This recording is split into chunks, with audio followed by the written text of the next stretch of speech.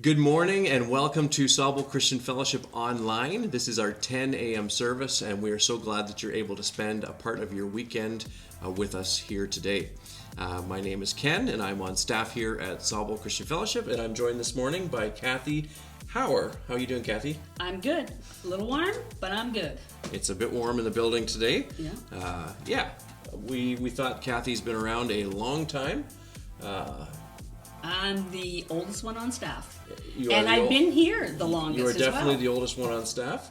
And we thought it would be a good thing to have your face before everybody today. And so thanks for joining with me and hosting our service. We're happy to do it. Today's a special day. What day is it? It is Father's Day. So, happy Father's Day, everybody. And I hope everybody's appreciating their dads, or the guys that are supposed to be their dads, or acting like their dads, or any other form of dad. Well, dads are known for their bad jokes.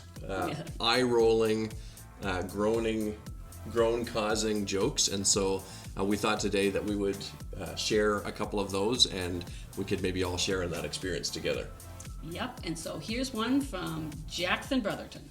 Are people born with a photographic memory, or does it take time to develop? Get it? Oh, Bad. That's a bad one. That's awful. Yeah. My favorite joke, the one that I think a lot of people submitted, I think it could even be considered the joke of the year. I'll tell that one to you now. What is the difference between the people in Dubai and the people in Abu Dhabi? Don't know. Well, the people in Dubai don't like the Flintstones, but the people in Abu Dhabi do. You know what? Doesn't get any better the second time. So on that note, happy Father's Day.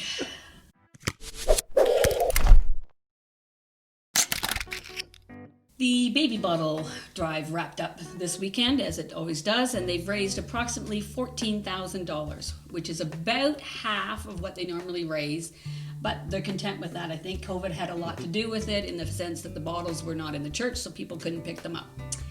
So, along with the baby bottle drive, they normally do two fundraisers. The first one obviously was canceled, and they're hoping to plan another one for the fall. And if you're interested, they are always looking for monthly partners. So if you want to know more, go to about the Grey Bruce Pregnancy Center. Visit their website at gbpreg.ca. Wonderful, yeah. Good job, church, for helping and assisting with that. Obviously, they can always use lots of support. I would encourage you to go on the website and just learn more about them. They're doing some great work in our area, coming alongside people. So, wonderful. Thanks for partnering, and we'll leave that with you. One of the things that we'd like to just encourage as we move forward is our watch parties. And we've started these watch parties on Sunday mornings. You have an opportunity, with the government restrictions being lifted to groups of 10, to actually start to gather together, not here at the church, but in your homes. And so we know that last Sunday there was a number of parties around the area, and we're super excited about that. I've heard great reports from some of you that are hosting people, and if this is something that you're interested in, you can go to SAUBLECHURCH.CA/watchparty, and you can find all the information about that. We do have some guidelines that we ask you to abide by for safety reasons, and also there's a form on there. So if you're hosting a watch party, we would ask you to just simply fill out the form after your Sunday morning gathering, and just let us know who was attending with you and who watched together with you for safety reasons and for contact tracing. This is very important, so please help us out. Don't forget to do that. And as most of you are aware, we have been under construction, and it seems like it's been going on forever. But it's getting there. We're seeing huge leaps, and so we have a building update coming from our very own Keith Mombercat to bring you up to date about what's been happening around here. Hello folks, if you don't know me, my name is Keith Mombercat, and I'm on the lead team for the construction project. I'd like to give you an update. If you haven't driven by the church lately, you really should. It's worth it. After the COVID-19 shut down the construction project for several weeks, we've been back at it for a while now, and things are progressing very well. Over the last couple of weeks, it's been exciting to see siding go up, curbs and sidewalks go down, The exterior is looking really, really good. Inside is also starting to take shape. Almost all of the drywall is hung. North wall of the gym has been removed. You'll notice a big difference since the last time you were at church. I'm also excited to say that we're about $250,000 under budget so far for this project. The hard work of many people and the generous hearts of volunteers has made a huge impact.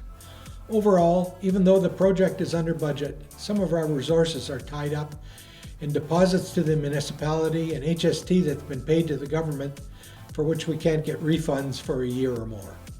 So please don't forget how important your donations are. We know that the COVID-19 crisis has created a financial strain, and no doubt there's a difference in the consistency to our funding. I just want to remind you, do what you can. We're getting so close. We are all agreed that these are troubled days, but boy, God is good. There is so much to be grateful for, and I can't wait until we can all meet together again and I can show you our new home. It's really starting to take shape. Thanks, Keith, for bringing everybody up to date. I hope everyone is excited as I am to see this thing developing every day. I get the pleasure of being here every day, so stay tuned. Yeah, it's lots of exciting times, and it's really coming along well. I'm super excited about it. Hey, I hope that you are enjoying being with us so far. Stay tuned. We're going to get service started in just a minute. We'll see you soon.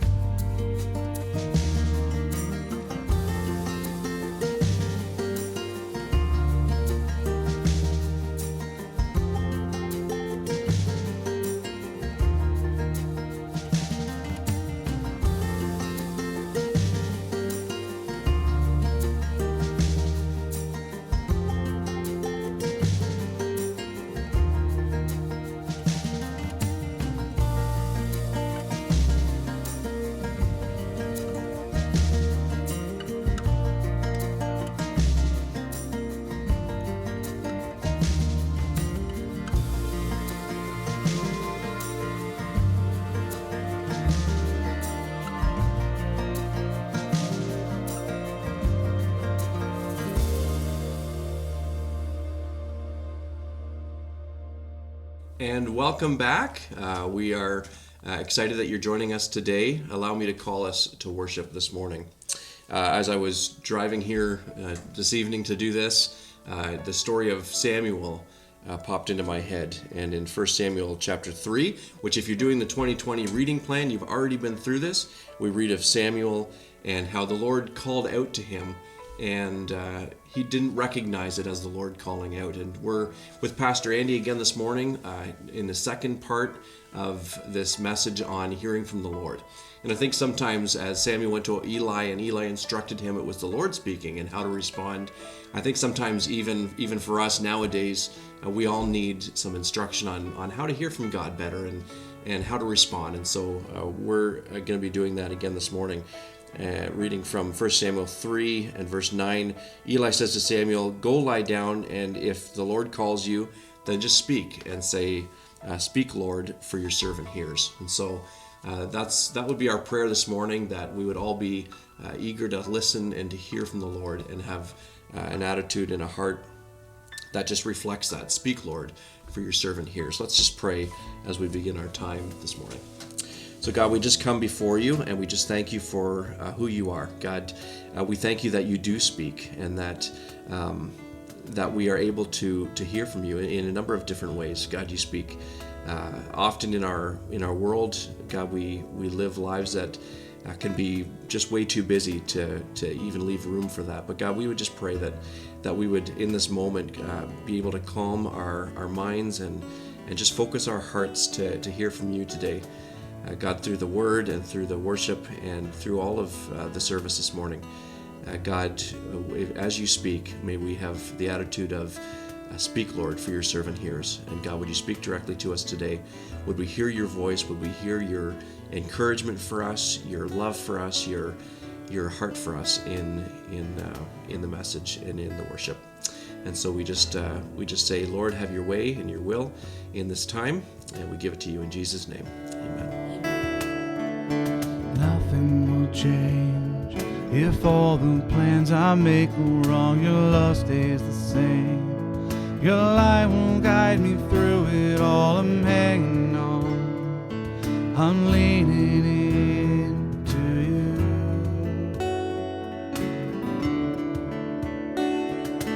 Nothing can reach the end of all your faithfulness. Your grace is with me through every shadow, every test. I'm hanging on. I'm leaning into you.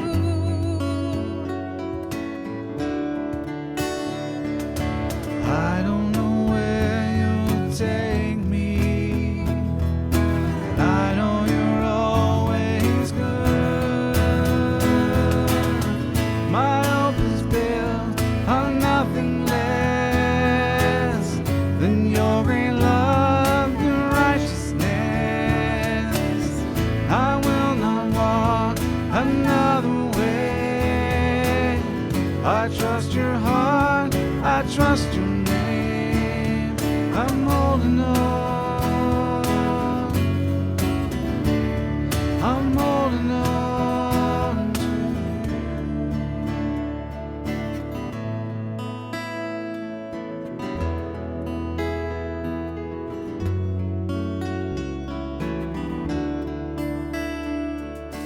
You are my rock. When storms are raging all around, you shelter me, God. I'm safe with you on solid ground. I'm hanging on. I'm leaning into you.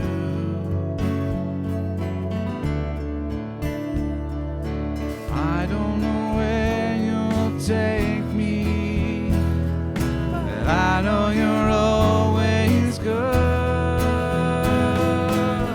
My hope is built on nothing less than your great love, your righteousness. I will not walk another way. I trust your heart, I trust your name. I'm holding on.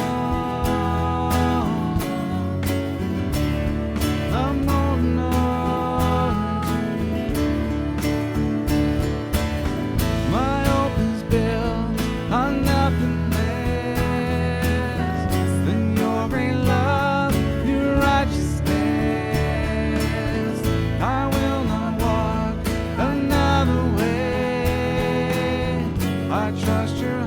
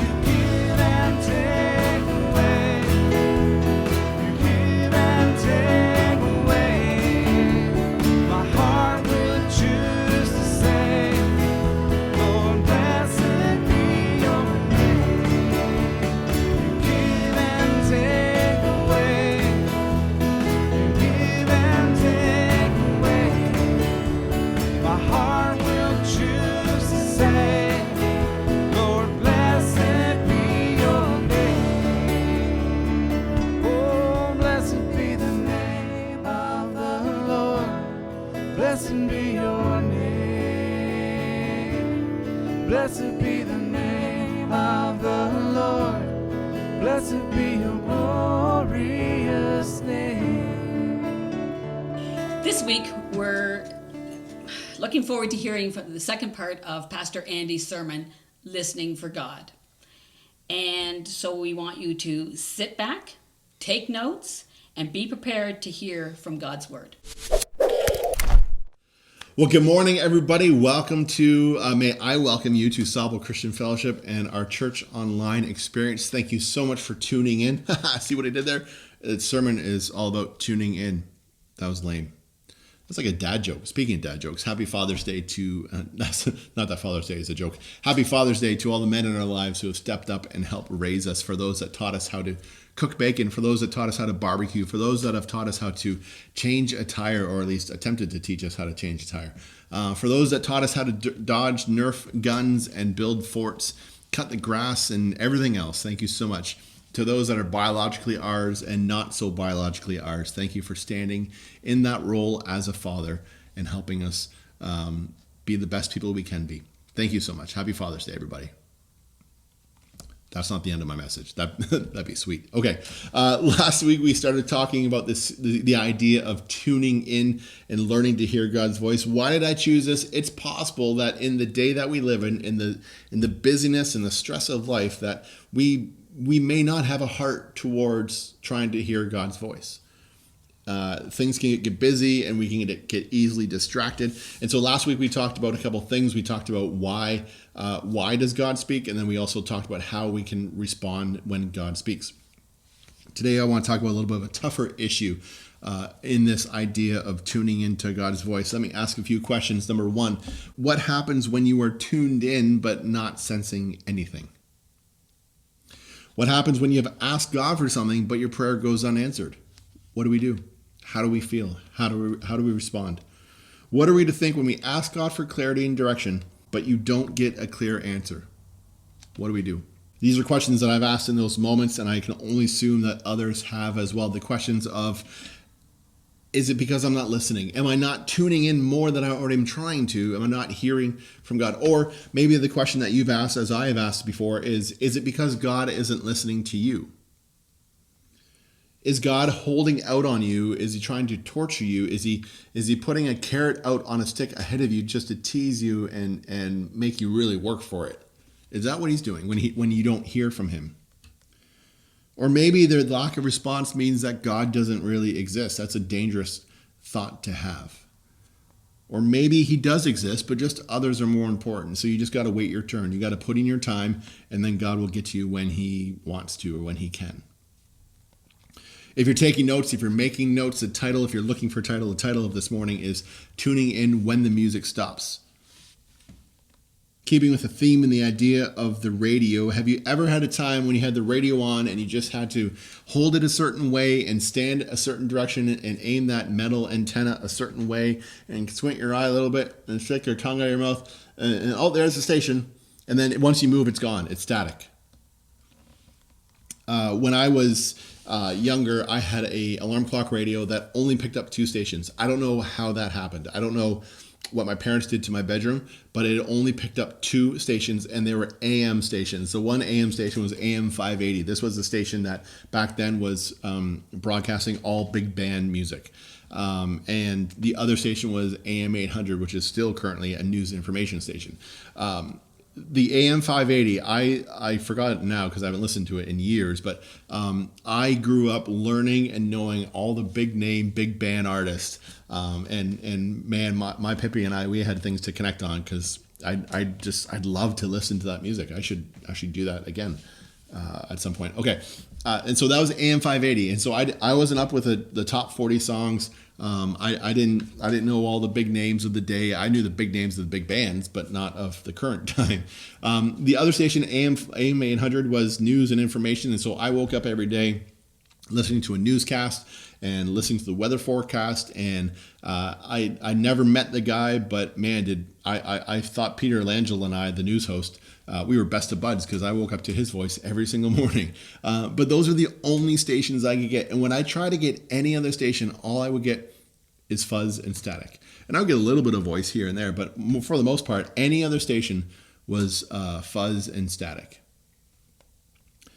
Does it feel like that way with God sometimes? Does it feel like you're trying to tune in, you're holding the antenna a certain way, you're standing on one foot and kind of holding the radio at a certain compass location, but you're not getting anything. All you're getting is static and fuzz. And when that happens, how should we respond? How should you think when you're not hearing the voice of God? What should you think when you're not hearing the voice of God? Last week I mentioned this, and this week is just as important. This message, this series is for both non-Christians and Christians, for those of us that have been walking with Jesus for a number of years, and for those of us that are just kind of checking things out. For Christians, there have been in your life, and there will be seasons in your walk with Jesus when things go a little quiet. And so maybe this is a good reminder on how to respond, or if it hasn't happened to you yet, because it will, maybe this is a good information lesson for us to be prepared for.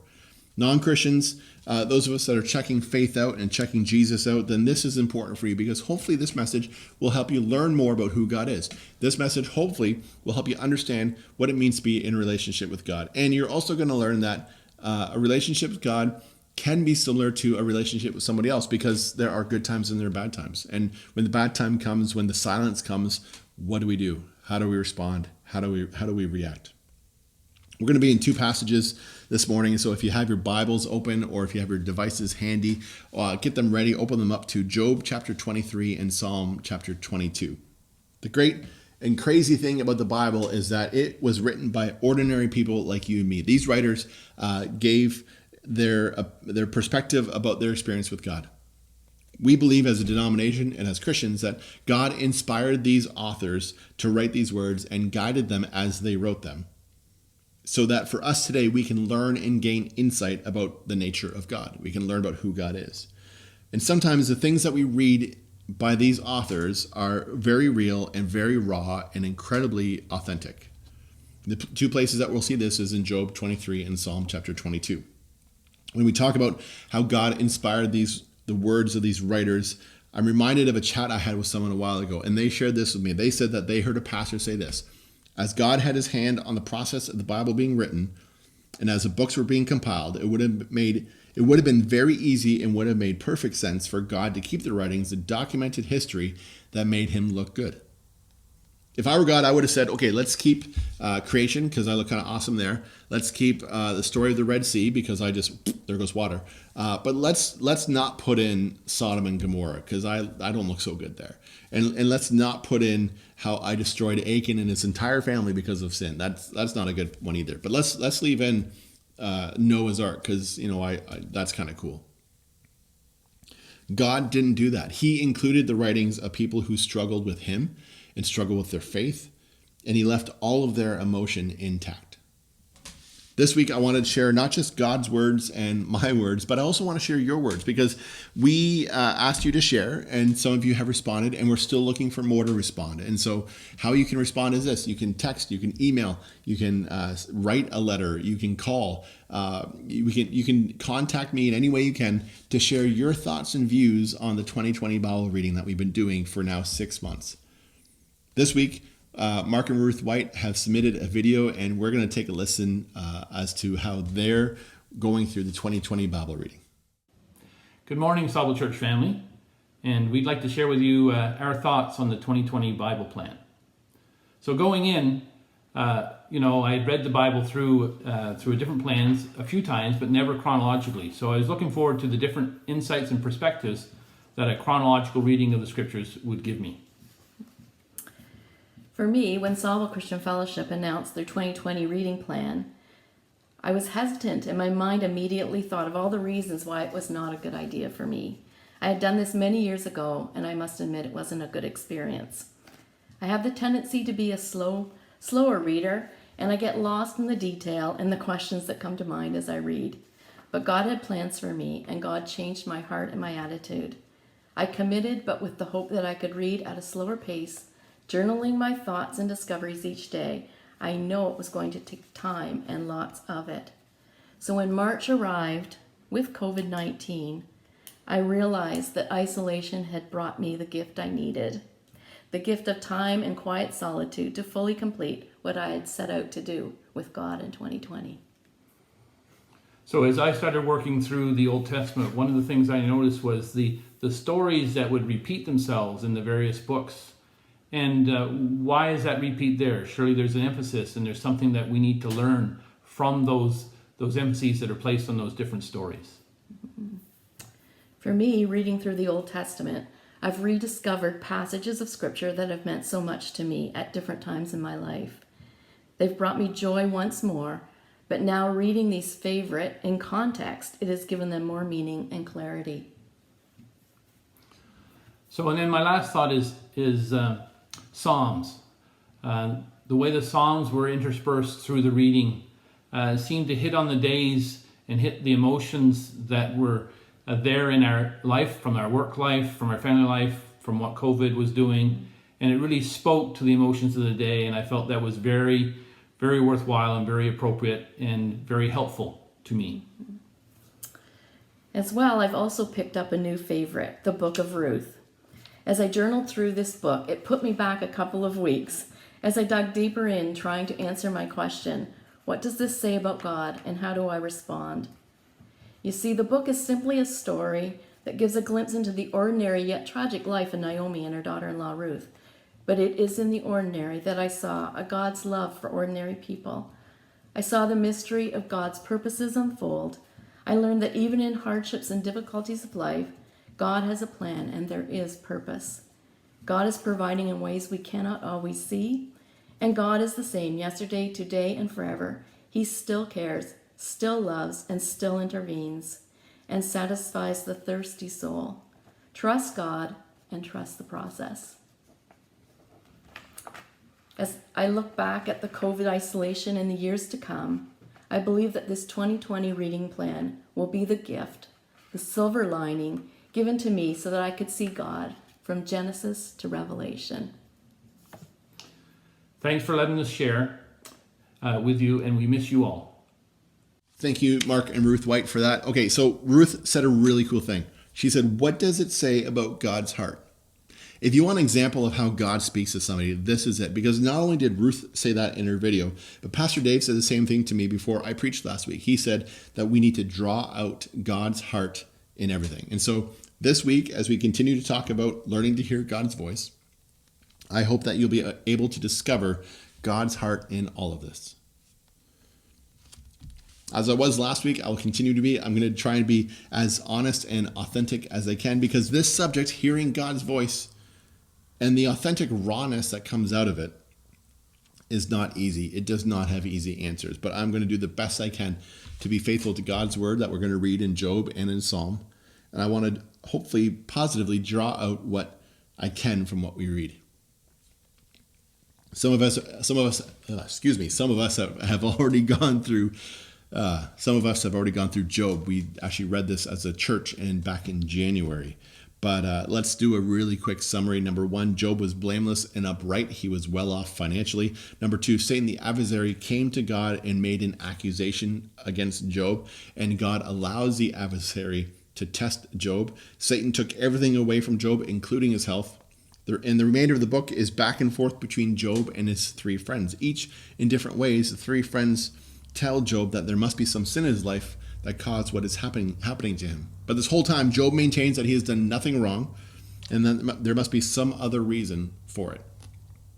Let's take a break for a moment and imagine ourselves in a situation. And I also want to say this. I understand that maybe some of you don't have to imagine because you're living what feels like the equivalent to all of this. And if you are, there is hope. Stay tuned. Tune in. See what I did there? Okay. Imagine with me for a moment. One day you wake up to find that your entire family has died. They're gone.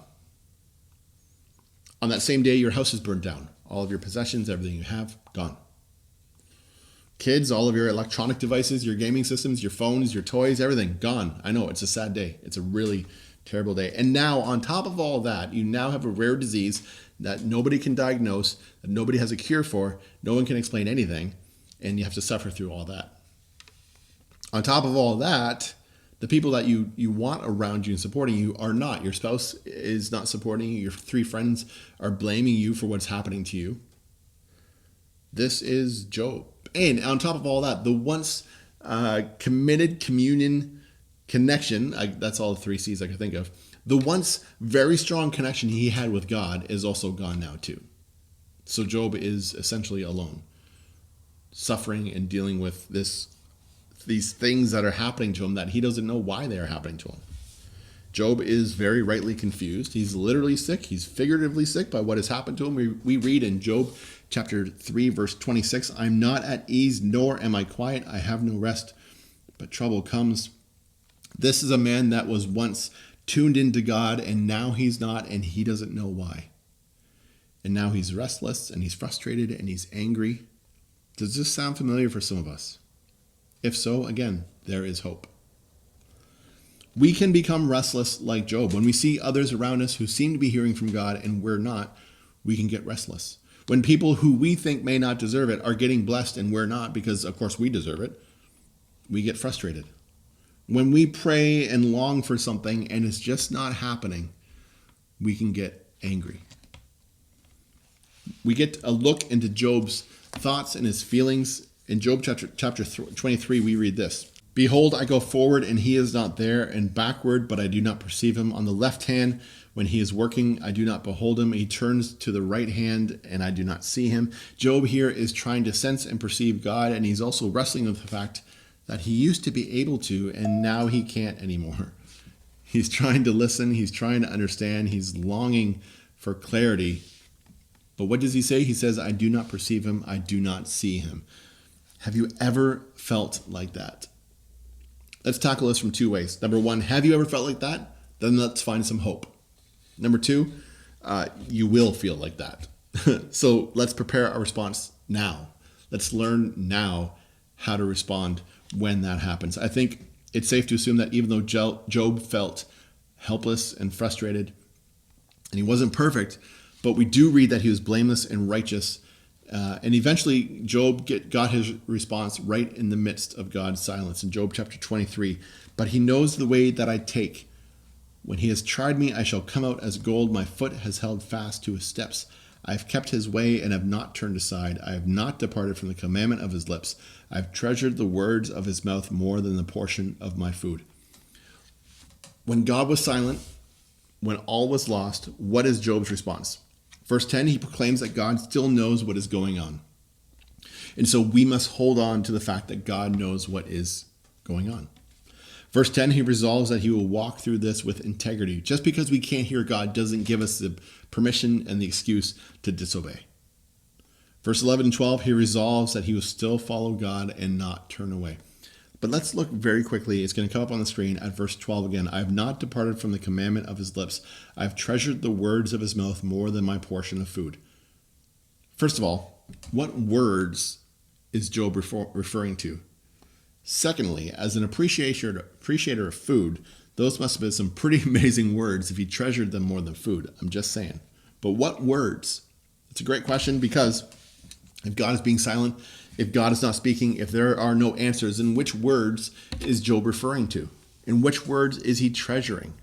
Job is treasuring words that were spoken to him in the past. He's holding on to what he knows about God in the silence. We sang these words in the first song this morning, My Hope, and the words were, I'm holding on. We're holding on to the truth. We're holding on to the memories, the words. We remember what the good times were like, and we're holding on to those. I think we can learn from Job's response. When you can't hear God speaking, don't forget what he has already said. Where is God's heart in this? He is a loving Father who does not want you to forget his love. As I mentioned last week, as I'm learning each time I speak, each time I preach, my son is a great sermon illustration. As I was last week, I'm reminded this week, I'm reminded of my parents, how they try to communicate this to me all the time. And I'm reminded how I'm trying to communicate this to my son all the time. Sure, he messes up. We all mess up. Some more than others. But when he messes up, there is so much shame and there's so much disappointment and there's just this instant urge to expect punishment. And what I'm trying to do is, in these storms of life that he's experiencing, that we all experience, I'm trying to remind him that he is still loved, that he's still treasured, that he's still a pretty awesome kid. I try and remind him not to give up, to keep pressing on, to keep going. Yes, to learn from the mistake, but to move forward and not dwell on the negative past. I think it's the same with us sometimes. I think when things don't go the way that we hope or that we want, or we don't get answers that we are desperately needing, I think we tend to give up on God. We get too distracted by the storms around us, and we forget what God said to us in the past. We forget how we felt when we first encountered him. We forget what we learned and what we experienced. We forget what his voice sounds like. We just simply plainly forget. And maybe we need to get back to the place where we remember. Maybe we need to remember how it first felt when it clearly made sense that God wanted a relationship. God, the creator, the ruler, just God wanted a relationship with me. If we can remember that feeling, then when answers don't come, we hopefully find some peace and some hope. Job's situation was a complicated one. It was a disturbing one. And even through it all, Job continued to affirm his faith and his hope in God. Job 23:13, but he is unchangeable, and who can turn him back? What he desires, that he does. For he will complete what he appoints for me, and many such things are in his mind. Here's the Andy translation. No matter what is happening, God is still God. He is unchangeable. I can feel hopeless, alone, frustrated, exhausted, anxious, discouraged, depressed. But God is still God. And if I keep my eyes and my heart focused on him and the promises that he's spoken to me for years, then all of that stuff should have no effect on me. It does, but it shouldn't. I'll tell you this, personal note, if I may. When those feelings come, the anxiety, the depression, the discouragement, the frustration, the exhaustion, the annoyance, all the negative stuff that doesn't... Last week I talked about the fruits of the Spirit. Last week I talked about how I need to be more full of love and hope and joy and peace and everything else. But when I'm more full of the negatives, I'm forcing myself to be reminded of God's words, of the promises, of the direction, of the calling, of everything else. And the more that I do that, the more that I do that, the less those feelings last. Because no matter what is happening, no matter who is criticizing, no matter who is fighting, no matter who is upset, no matter who is discouraged, everything, no matter what, God is still God. Job wasn't the only one to have trouble hearing God's voice. We read in Psalm 22 that David went through a similar situation. David writes, "Oh my God, I cry by day, but you do not answer, and by night I find no rest." Does this sound familiar? Sure, with Job it does, because we just heard that. But maybe for you, maybe those are literally your words today, or maybe someone that you know. But if we keep on reading in Psalm 22, David says this.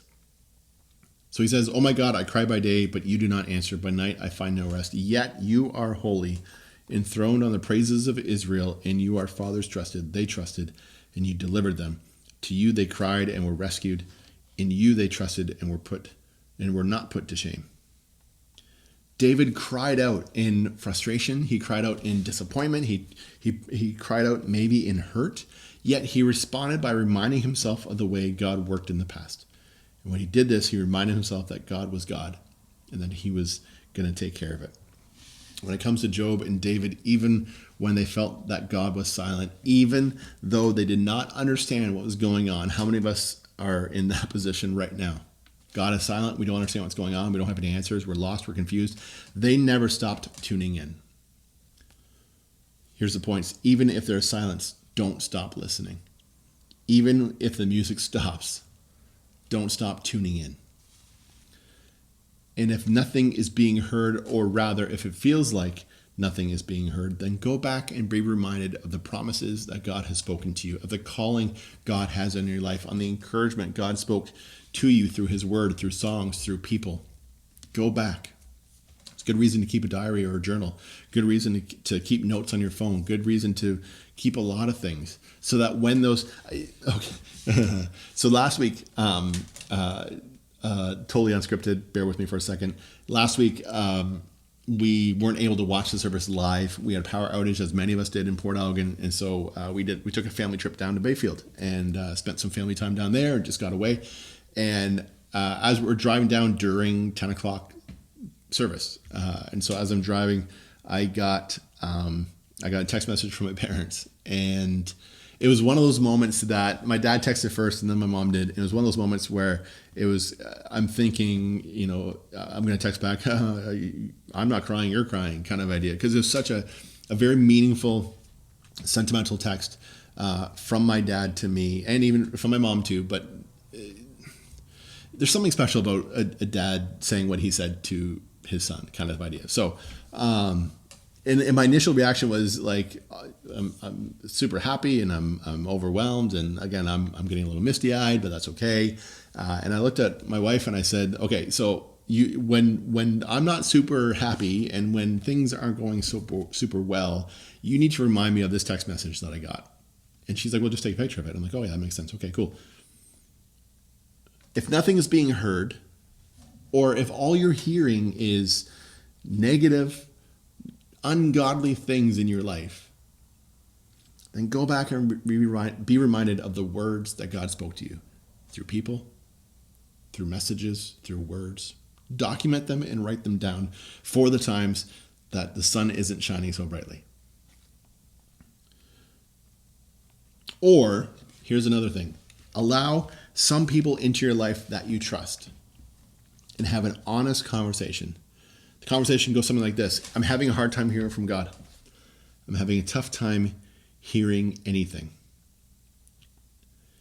And if someone comes to you and is honest like that, so number one, be reminded of the things that are said to you in the past. Number two, find someone to be honest with and share that honest struggle with them. I'm having a hard time hearing from God. Number three, if you are that person that someone comes to and says, I'm having a hard time, do not be like Job's wife or Job's three friends. Do not blame them for what is happening to them.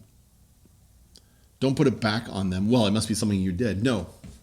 If someone comes to you and says, I'm having a hard time hearing from God, this is your chance to sit with them, to pray with them, be humble, be merciful, allow God to speak through you to them.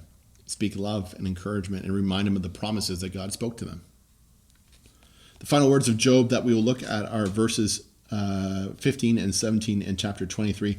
Therefore, I'm terrified at his presence. When I consider, I am in dread of him.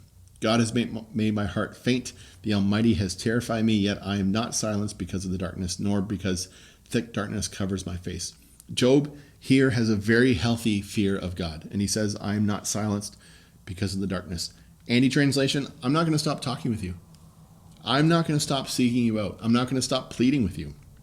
Even when it gets dark, even when I don't have answers or understand, even when I have questions, even when I feel alone, this is not going to stop me. There's a sense of determination. There's this desire to pursue God. Are you waiting for God to answer your prayer? Are you having a hard time hearing God's voice? Allow me to be bluntly honest again. When has that changed? You are not alone. And more than just, we read this in the Bible. Look, Job and Dave experienced the same thing I am. No, you're looking at someone who has and still often does struggle. I'm willing to bet that there are more like me watching this right now. You are not alone. These are words that you need to hear over and over again. Write them down. When you get into the dark moments where there's no answers and there's no voice and you don't know what to do anymore, read these words, because often in the dark moments of silence, we feel alone. You are not alone. Yes, Job and David went through this, and we read and we learn to the responses. And yes, there's me. I've done the same, and there are others. You are not alone. I think I need to say it one more time, because I think there's someone who feels very alone. Listen to me very carefully. You are not alone. I hope that there's some encouragement and some peace in this. And I hope that you remember these points That when you can't hear God speaking, don't forget what he has said. And even if there is silence, don't stop listening. Keep speaking, keep praying, keep asking. Don't stop. Pursue, persist.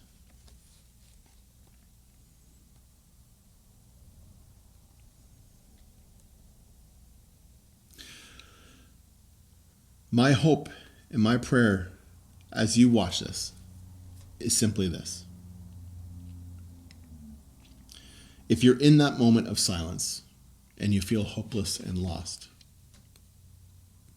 I hope this is a kickstarter. I hope this is a little spark for you to not give up, to keep speaking, keep striving to listen. I hope this is an encouragement for you to reach out and ask for help. I can't tell you how many times I've gone to trusted friends and said, I don't know what's going on. I need help. And God has spoken through them. Matty McCage, I mentioned him last week. He's that guy. If you're exploring faith, simply ask and God will speak to you. Sometimes through the weirdest, strangest ways. If you're a Christian and you've been a Christian for a long time and you think you've lost the ability to hear from God, maybe you just need to re-engage and start listening. Maybe we just need to be quiet once in a while and just listen. Tune in.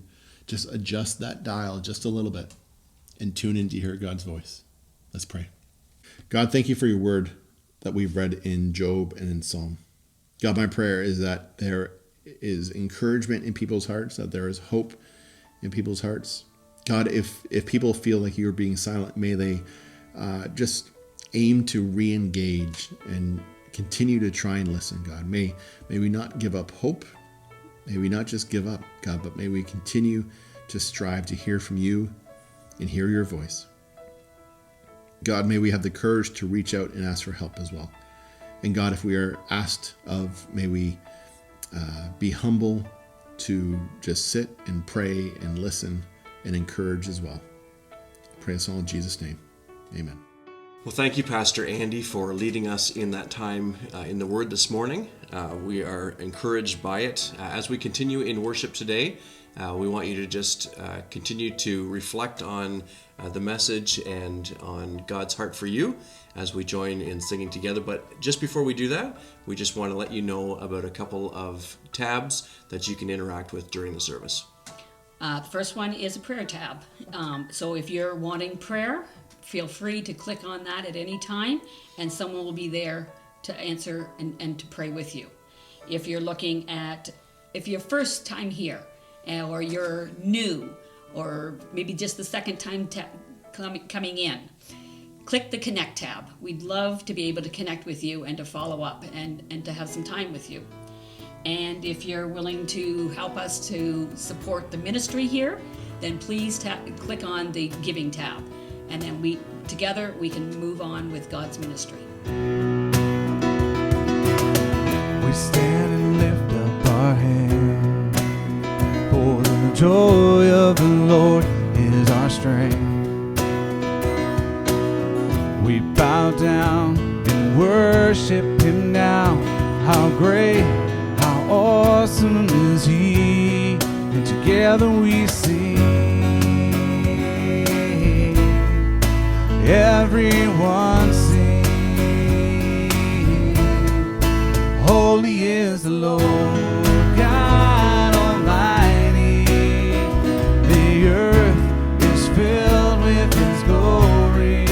Holy is the Lord God Almighty. The earth is filled with His glory.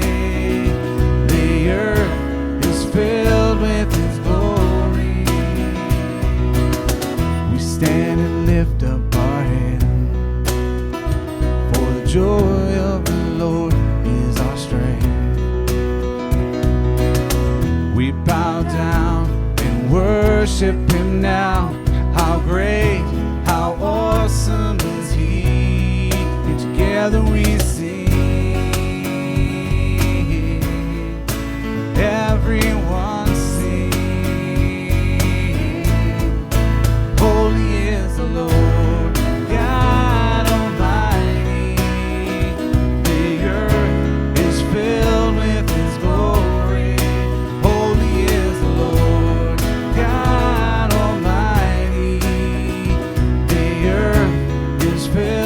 with His glory.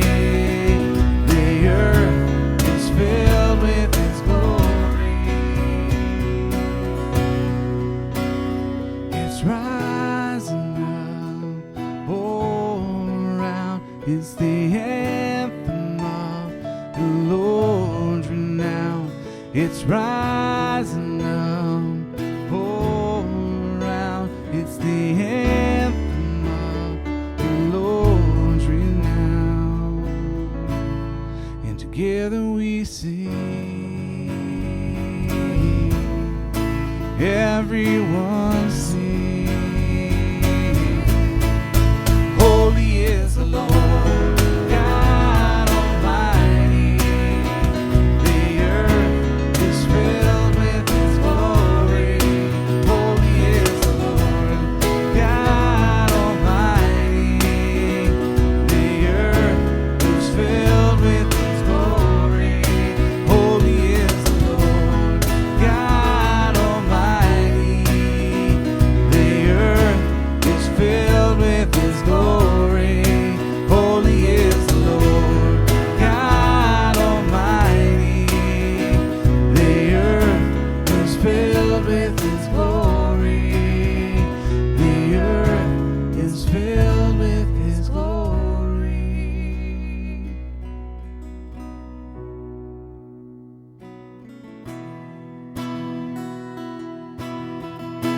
Amazing love, how can it be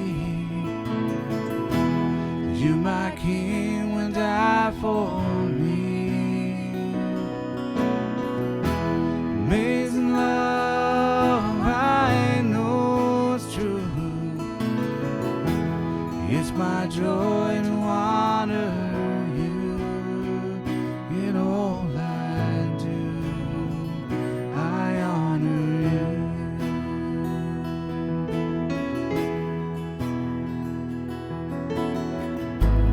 I'm forgiven because you were forsaken.